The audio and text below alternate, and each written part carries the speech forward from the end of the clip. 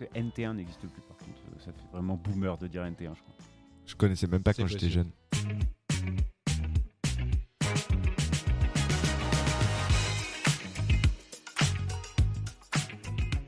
Duo et débat, c'est le bonus.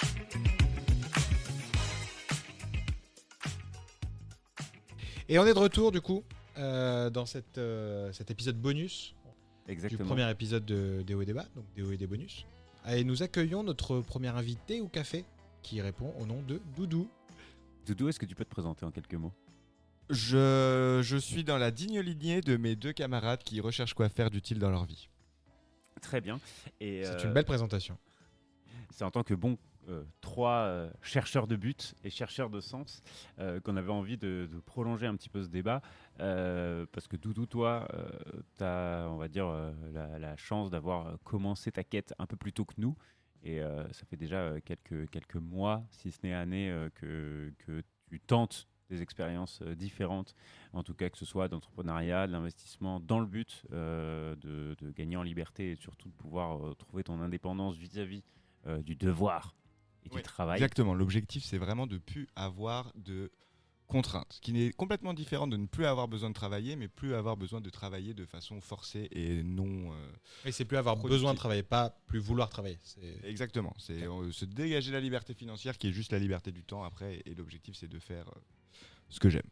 Et justement, toi, qu'est-ce que tu penses du mouvement FIRE et du mouvement qui simplifie en fait la liberté à juste le capital, j'allais dire financier? Est-ce que tu penses que c'est une fin en soi de se dire, bah voilà, j'ai réussi à mettre X de côté, je suis sûr que j'aurai plus besoin de travailler pour vivre. En tout cas, j'ai ce qu'il faut pour vivre et maintenant je peux m'adonner à voilà, soit mes activités, soit mes passions annexes.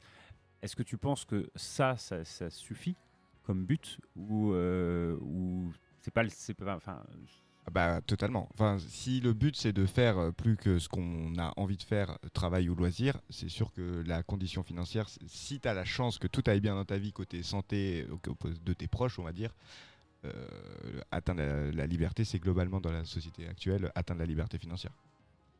Enfin, je sais pas ce que vous en pensez, hein, mais...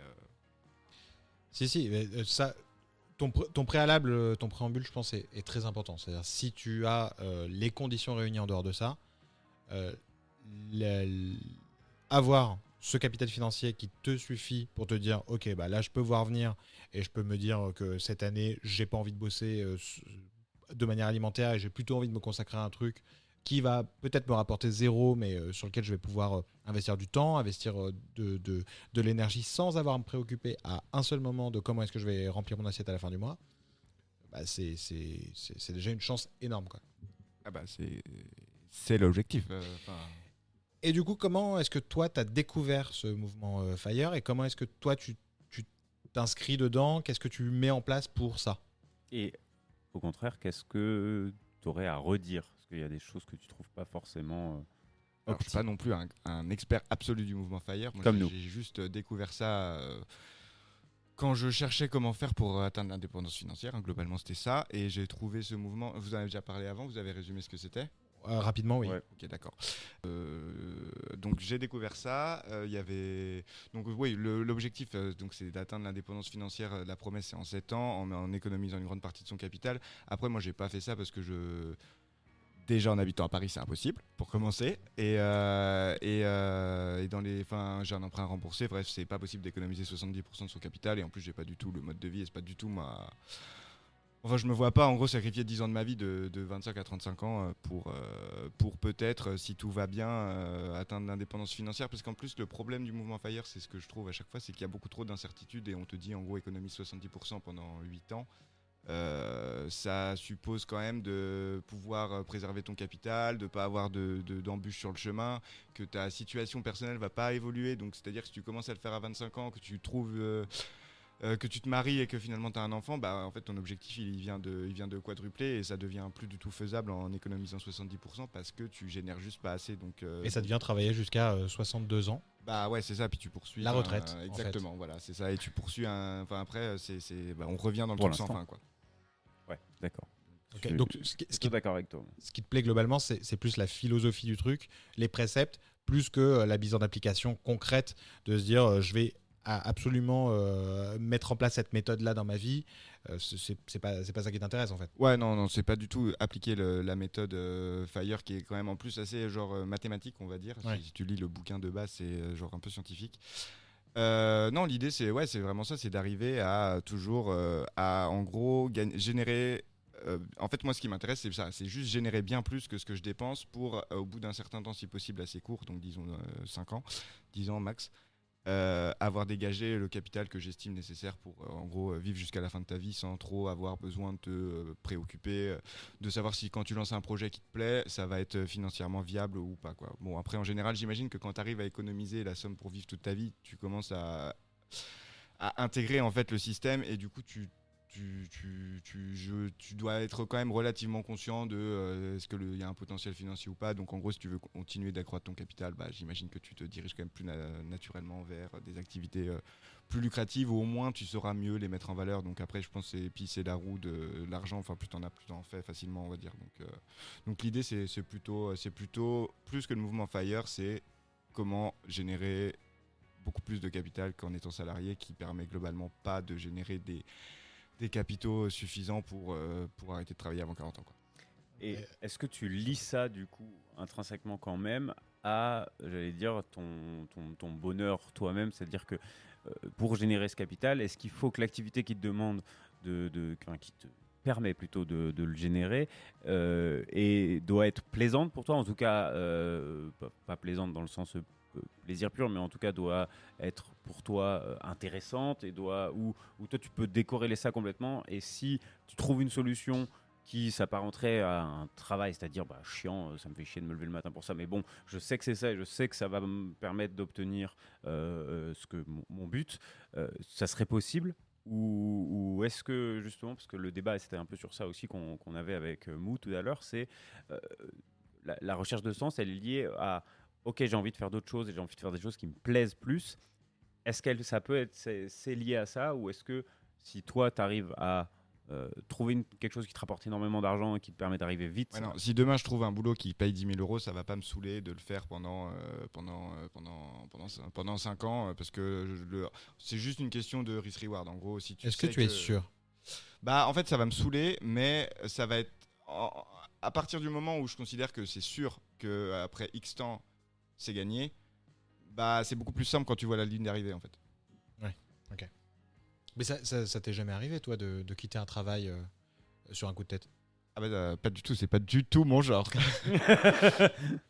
Non mais après en vrai ça pourrait être assez intéressant à discuter parce que du coup je me retrouve un peu dans un modèle hybride où je fais genre 6 mois de travail, 6 mois de jonglage. Trucs, voilà, avec plus ou moins de succès, mais ça commence à se développer malgré tout. Et du coup, en fait, c'est bien plus facile à faire que te dire, vas-y, je vais faire 5 ans dans l'entreprise en espérant peut-être que ça se passe bien et que mes activités à côté se développent suffisamment pour arrêter, quoi. Du coup, tu trouves quand même un certain plaisir, en tout cas, un certain épanouissement à tenter des choses, à jongler justement entre les différentes activités, etc. C'est quelque chose qui t'épanouit un peu plus. En tout cas, t'es plus content de te lever le matin que juste travailler à lui. Je pense que comme vous deux, c'est beaucoup plus drôle de changer tous les 6 mois que de partir pour 5 ans. En tout cas pour moi. Est-ce qu'on n'est pas des exemples parfaits des trentenaires, génération Y, que je sais pas si ça vous a fait ça, mais moi que je suis rentré en entreprise, ils étaient là en mode oui, vous les jeunes de maintenant, vous vous lassez tout de suite, vous avez envie rester assez longtemps pour savoir. Vous restez. Toi, ils t'ont jamais dit ça parce qu'ils t'ont jamais vu vraiment rester. Non, c'est ça. Moi, j'ai fait connaissance à la machine à café, je suis reparti. Moi, c'est marrant parce que c'est l'inverse, c'est-à-dire que moi, j'ai passé 7 ans et demi dans ma boîte précédente. Alors en l'occurrence dans une boîte de conseil, donc j'ai changé de mission, j'ai changé de client, etc. J'ai changé d'environnement, mais la structure restait la même et mon CDI restait le même. Enfin, je suis quand même on va dire un élève de la stabilité là-dessus que j'ai du coup eu beaucoup de mal à quitter, mais je l'ai quitté très fortement, quoi. Je l'ai quitté vraiment parce que j'en pouvais plus. Après, je pense que c'est très intéressant parce qu'en fait, il y a quand même cette notion qu'on peut pas décorréler de cette envie de vouloir faire assez d'argent pour se négocier tout. C'est à quel point tu es prêt à prendre des risques en gros. Et il y a des gens qui, à mon avis, n'y arriveront jamais parce que parce qu'ils Prêt ont à et trop... pouvoir le faire. Ouais, alors déjà c'est ça en fait, parce que déjà il y a des gens qui vont pas sauter le pas, et il y en a qui vont sauter le pas, mais à mon avis on se rendra assez vite compte que ça va être compliqué parce que la pression est quand même pas la même, et en plus quand tu as une famille, l'enjeu est tellement énorme que tu peux pas... Enfin, il y a plein de gens qui vont pas réussir à faire une activité pendant un an et demi, jusqu'au point où en gros elle va décoller, parce qu'il faut du temps pour tout.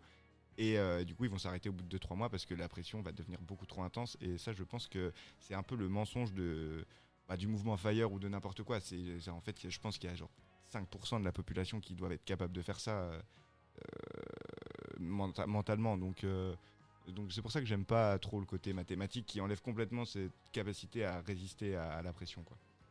Je trouve, moi, si tu veux, que je te rejoins sur le fait que si on réfléchit juste mathématiquement, financièrement, pardon, à ça, c'est-à-dire pour obtenir mon objectif et ma liberté, j'ai besoin juste 1 million globalement. Ouais, voilà, j'ai besoin juste d'1 million. Je trouve que Jingle Moulaga.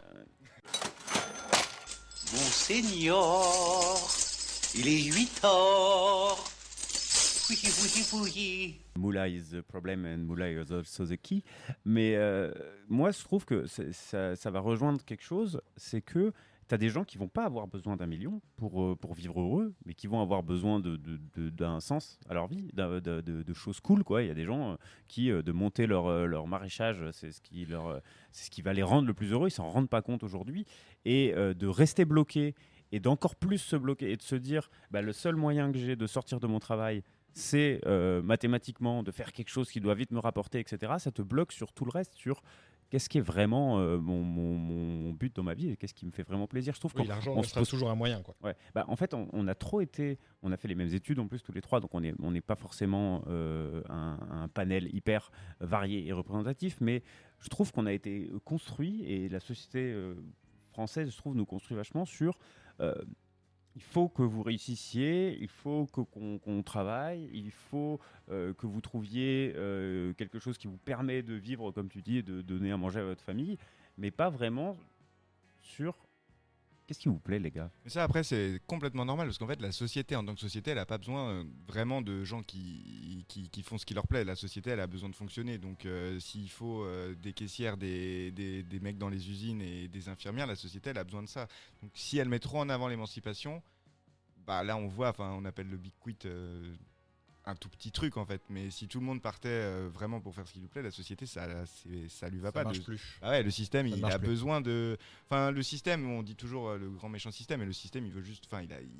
il s'autogère pour fonctionner, quoi. Donc on te pousse à ça, et c'est assez dur de sortir de la case.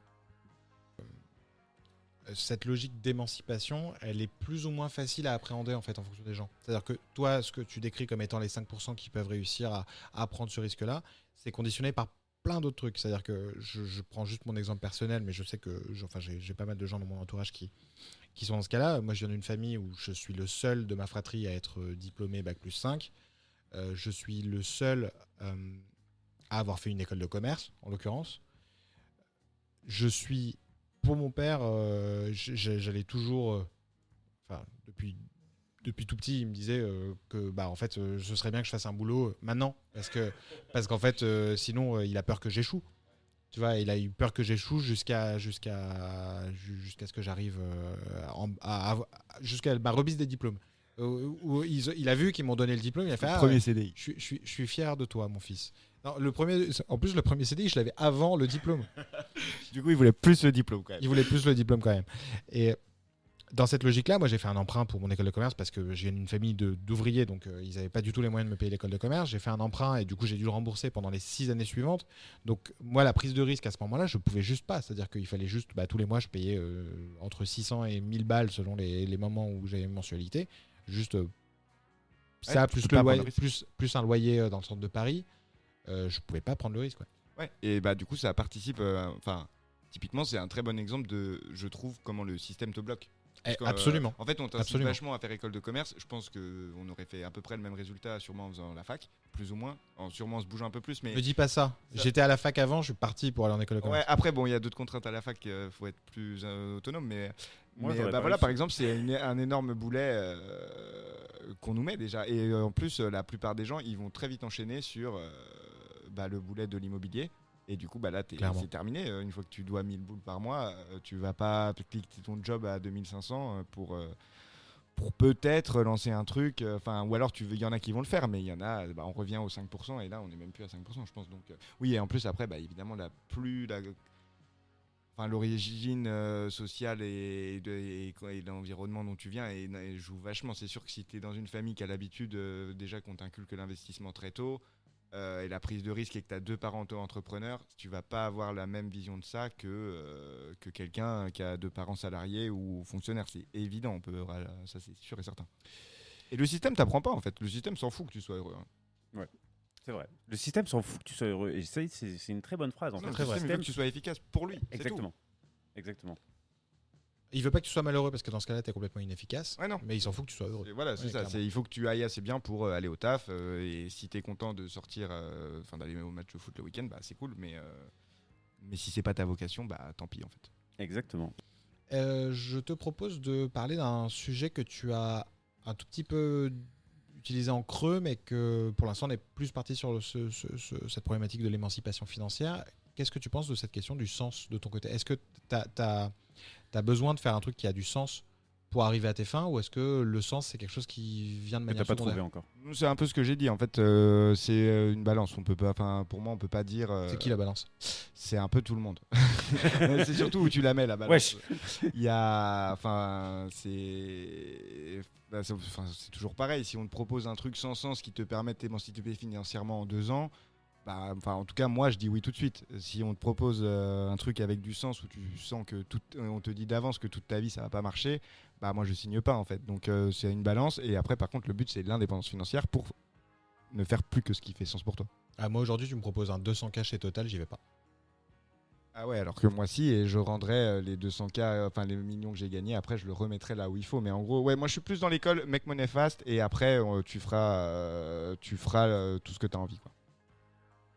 L'externalité Moi, me paraît meilleure. je pense pas que ce soit le rôle des individus de faire le bien. Malheureusement, on y est contraint aujourd'hui à se dire qu'est-ce que je peux faire, mais ça devrait pas être à nous. Enfin, si c'est à nous de fait, parce qu'on vote aux élections, mais bon, vu comment on vote, ça décourage un peu, je pense. Puis c'est nous aussi dans les systèmes d'administration. C'est des gens comme nous, hein. Complètement. Un peu plus vieux quand même. Un peu plus vieux, mais l'idée elle est là quand même. Mais c'est sclérosé. Enfin, globalement, le fonctionnaire de base n'a pas les moyens de changer le système auquel il appartient. Ouais, voilà, exactement.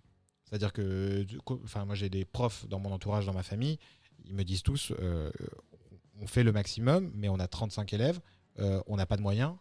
Comment tu veux qu'on fasse mieux et que le petit Dylan du fond de la classe qui comprend pas tout, j'ai pas les moyens de l'accompagner mieux en fait.